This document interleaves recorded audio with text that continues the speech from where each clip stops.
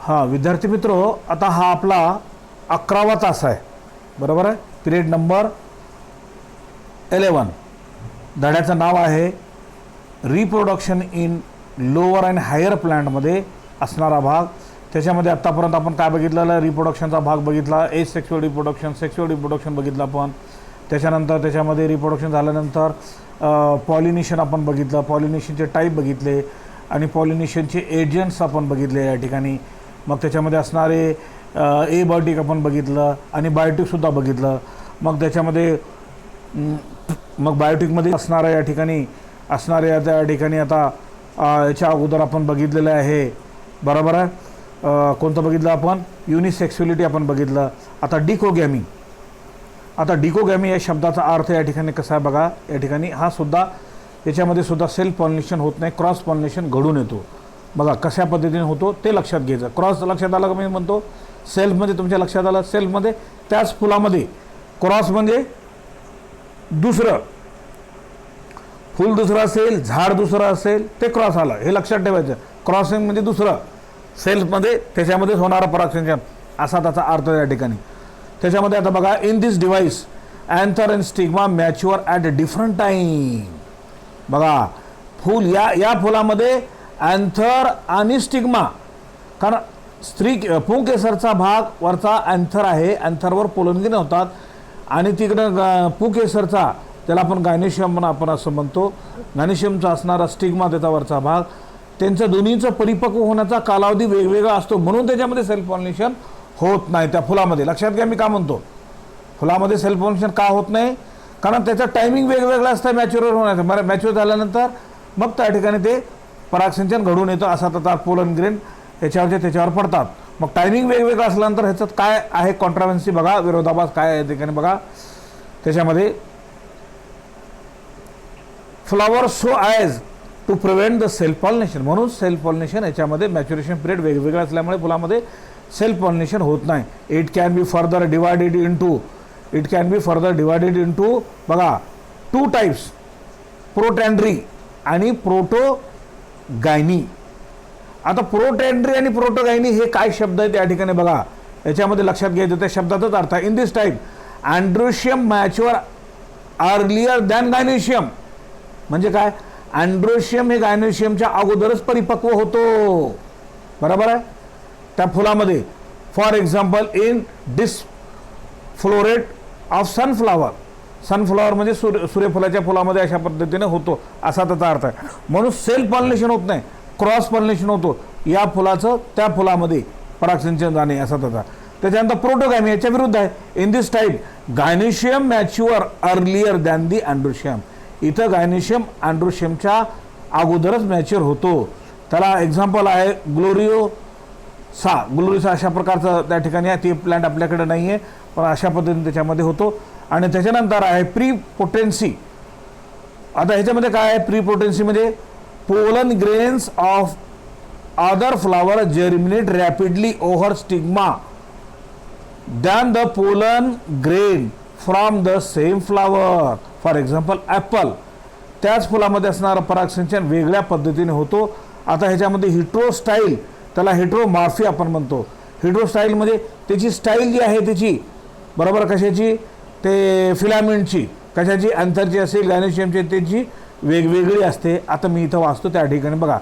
In some plant like प्रायमोला, त्याला प्रायमो रोज असं आपण म्हणतो कंसामध्ये, त्या ठिकाणी there are 2 or 3 forms oblique types of flower in which stigma and anther are placed at a different level. बघा level, दुसरी लेवल असं म्हणतंय त्याला हिट्रोस्टाईल. हिट्रो म्हणजे वेगळी, हिट्रो अँथी असं आपण म्हणतो या ठिकाणी कंसबंद. म्हणजे ह्याच्यामध्ये नेमकं काय होतं, this prevent the pollen from the reaching the stigma and pollinating it. म्हणजे परागकण त्या स्टिग्मापर्यंत पोचतच नाही, कारण त्याची स्टाईल लहान मोठी वेगवेगळी असते ना. एकसारखी असली तर त्याच्यातून परागसिंचन होतील एक, आणि लहान मोठी असेल तर ते वरच्या निघून जातील, खाली असेल तर ते खालपर्यंत येणार नाही, असा त्याचा अर्थ आहे. म्हणून in the heteromorphic flowers pollen grains produced from anther pollinate stigma produced at the same level. त्याची लेवल बरोबर झाल्यानंतर त्या ठिकाणी परागसिंचन घडून येतो. मग हिट्रो किंवा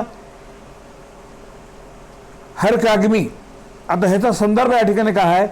it is a mechanical device to prevent the self pollination in bisexual flower. Bisexual फ्लावरमध्ये मेकॅनिकल म्हणजे दुसरं त्याला सपोर्टिव्ह भाग उपयोगात येणे असा त्याचा अर्थ आहे. बरोबर आहे. समजा उदाहरण माणूस एखादा लंगडा असला तर एका पायाने लंगडा असेल तर त्याला एका पायानं त्याच्या पायाने चालतं, दुसरं त्याला आर्टिफिशियल पाय बसवावं लागते मेकॅनिकल सपोर्ट केल्यासारखं. तशा पद्धतीने त्याची रचना. In plants natural physical barriers is present between two sex organs and avoid the contact of pollen with stigma of same flower. म्हणून याच्यामध्ये त्या सेम फ्लावरमध्ये काहीतरी अडथळे येतात, बॅरियर्स येतात. म्हणजे याच्यामध्ये कॅलाट्रॉपिस आहे, कॅलाट्रॉपिस म्हणजे रुचकी ज्याला आपण म्हणतो.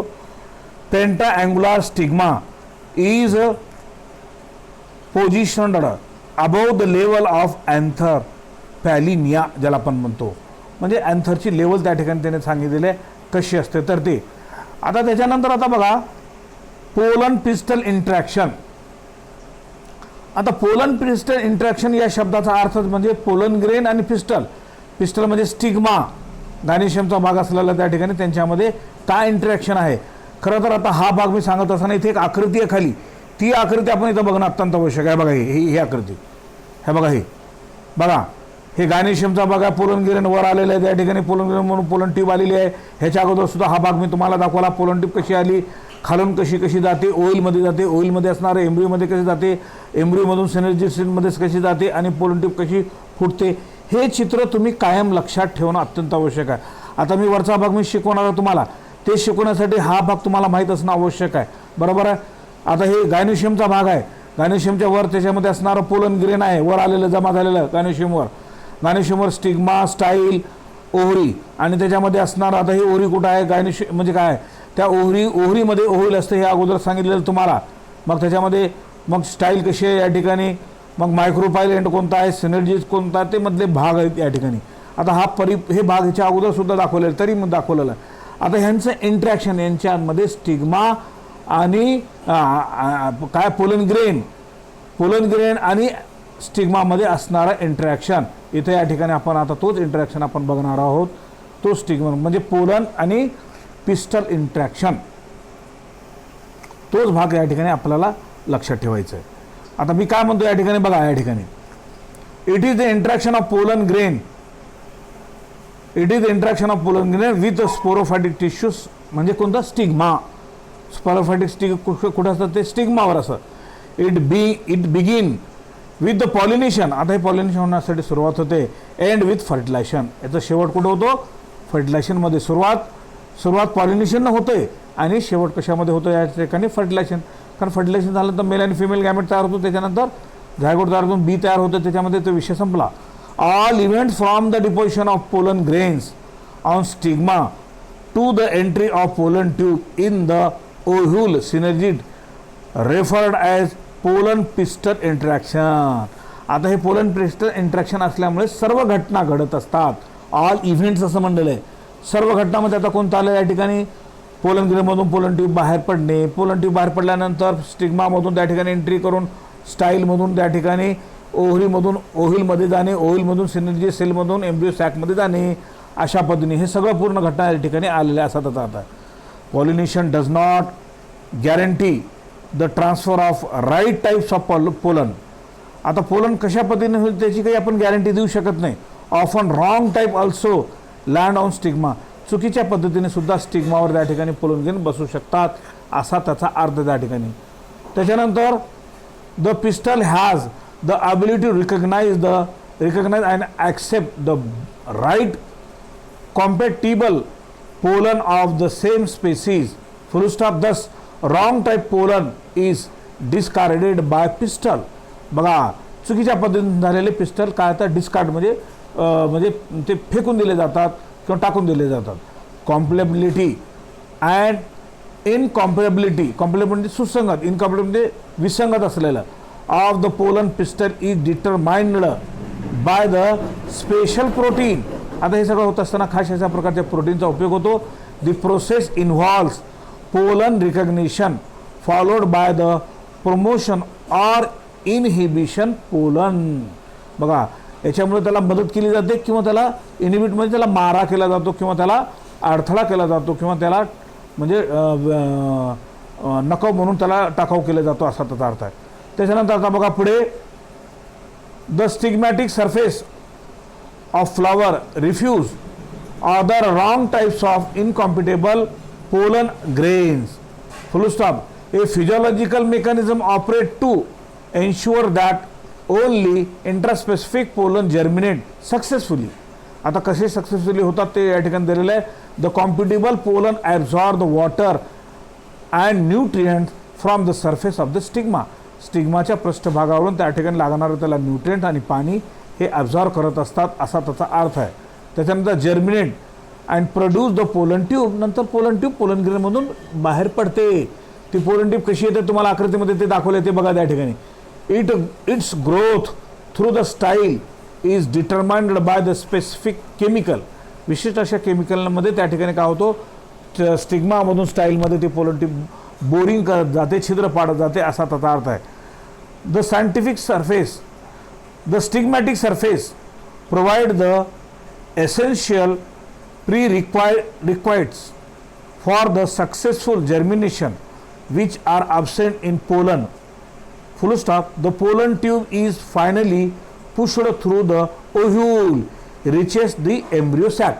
आता मी तुम्हाला अगोदर सांगितलेलं आहे ती पोलन ट्यूब कुठून आली स्टिग्मामधून आली स्टाईलमधून आली नंतर ओव्हरीमध्ये घुसली ओव्हरीमध्ये घुसून ओइलमध्ये घुसली ओइलमध्ये काय आहे ओव्हरीमध्ये ओव्ह्यूल असतो ओइलमध्ये घुसल्यानंतर नंतर ओव्ह्यूलमध्ये एम्ब्रियो सॅक असतो हे अगोदर आपण बघितलेलं आहे. मग त्याच्यानंतर the tip of the pollen ट्यूबचा टोक enter in one of the synergids. दोन अशा प्रकारचे सिनर्जी सेल असतात साईडला एक सेलच्या बाजूला दोन्हीपैकी कोणत्या तरी एकामधून त्या ठिकाणी पोलन ट्यूबमध्ये शिरते कशामध्ये एम्ब्रियो सॅकमध्ये. Then rupture to release the content. मग ती पोलन ट्यूब फुटते मध्ये जाऊन आणि फुटतो due to the pollen pistil interaction. हे पोलन पिस्टलचं इंट्रॅक्शन झाल्यामुळेच असा त्याचा अर्थ आहे. Intense competition develop even in compatible pollen grain किंवा गॅमेट असं आपण म्हणतो. Full stop. It also play important role in sexual reproduction and seed formation. बघा याच्या माध्यमातून या ठिकाणी काय होतो म्हणजे इम्पॉर्टंट ते सेक्स्युअल रिप्रोडक्शन झाल्यानंतर त्या ठिकाणी काय होतं त्या ठिकाणी सीड फॉर्मेशन होतं बिया तयार होतात. Pollen grains can also be induced to germinate in a systemic medium. Full stop. Sucrose induce pollen germination and tube growth in vitro. आता त्या ठिकाणी लागणारं त्या ठिकाणी सुक्रोज आता ग्लुकोजचा भाग असतो त्या ठिकाणी गोड पदार्थ असणार ते फुलामध्ये असतं त्या ठिकाणी त्याच्या माध्यमातून ते मध्ये एंट्री करायचे असते. Pollen tube addition of boric acid facilitate and accelerate the pollen germination. यांच्या बोरिक ॲसिडमुळे या ठिकाणी काय होतो पोलन जर्मिनेशन लवकर होतो असा त्याचा अर्थ आहे. आता हे पोलन ग्रेन कसे या ठिकाणी बघा ह्याच्यामध्ये आलेले आहेत हे बघा इथं आकृतीमध्ये हे पोलन ट्यूब कुठं आहे याच्यामध्ये त्याला प्रोगॅमी आपण म्हणतो खालून आली तर आणि वरून आल्यानंतर चलाजल एंडपासून नंतर चलाजल आपण या ठिकाणी आपण पोलन ट्यूब म्हणतो. आणि मिझोगॅमी म्हणजे मध्ये इकडून तिकडून साईड नजर आली तर मिझोगॅमी पोलन ट्यूबमध्ये ओव्ह्यूलमध्ये असणाऱ्या एम्ब्रियो सॅकमध्ये एंट्री करते असा त्याचा अर्थ आहे. त्याच्यानंतर आता आर्टिफिशियल हायब्रिडायझेशन म्हणजे काय आर्टिफिशियल हायब्रिडायझेशन म्हणजे कृत्रिम नैसर्गिक नाही. याच्यामध्ये कृत्रिममध्ये या ठिकाणी काय आहे बघा कृत्रिम म्हणजे आपण नैसर्गिक होण्यापेक्षा कृत्रिम आपण हाताने घडून आणणे. आर्टिफिशियल हायब्रिडायझेशन म्हणजे बघा it is one of the major approaches used in the crop improvements. क्रॉपमध्ये दुरुस्ती करण्यासाठी काही सुधारित आपण वनस्पती आपण तयार करतो त्या वनस्पतीमध्ये जास्त अन्न उत्पादन मिळावं फळ उत्पादन मिळावं बिया उत्पादन जास्त मिळावेत अशा पद्धतीने आपण केलं जाणारं त्या ठिकाणी म्हणजे आर्टिफिशियल हायब्रिडायझेशन आहे. हायब्रिडायझेशन म्हणजे संकरित अर्थ माहीत नसतील तर लिहून घेत चला. ओनली द डिझायर्ड म्हणजे चांगले जे आहेत त्याच्यामध्येच केलं जातं. Pollen grains are hand pollinated and use for fertilization. चांगले या ठिकाणी आपण त्याचा वापर करून त्या ठिकाणी फर्टिलायझेशन घडून आणून या ठिकाणी काय करतो, फर्टिलायझेशन घडून आणतो. This is accomplish through the emasculation and bagging procedure. आता इमॅस्क्युलेशन म्हणजे काय, ती एक प्रक्रिया आहे. अँथरचा भाग त्या ठिकाणी काढून टाकून नंतर त्याला बॅगिंग लावणे असा त्याचा अर्थ आहे. आणि त्याच्या आता इथे आपण या ठिकाणी डबल फर्टिलायझेशनचा भाग आलेला आहे. डबल फर्टिलायझेशन आपण नंतरच्या भागामध्ये आपण बघूया. पेज नंबर 8 आणि 9 आपण बघितलेलं आहे आणि 10 पेज नंबरचा भाग आपण नंतर आपण या ठिकाणी पाहूया. इथे आपण स्टॉप करू त्या ठिकाणी. धन्यवाद. आपण नंतरच्या तासिकेमध्ये नंतरचा भाग आपण त्या ठिकाणी पुढे नंतर बघूया.